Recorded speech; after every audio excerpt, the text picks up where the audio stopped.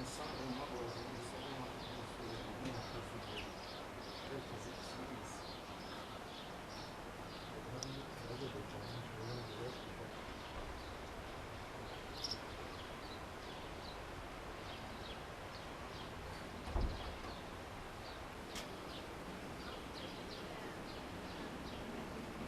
Ya şimdi bizim evimiz tehlike altındadır. Bu yukarıdaki ev zaten taşlar geliyor, bak kapının önüne kadar gelmiş.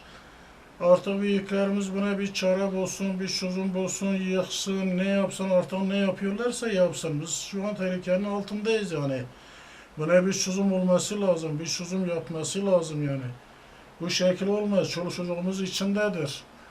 Buna mecbur bir çare bulması lazım. Bu mesela ev sahibi dahil kültüre gidiyor diyor, belediye gidiyor diyor, kültüre yani ev sahibi benden daha fazla çırpınıp çabalıyor.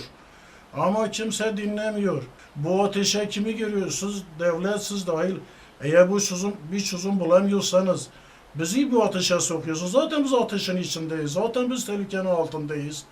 Bizim ne yapmamız gerekiyor? Yani devlet buna bir çözüm bulması lazım. Bir şey yapması lazım.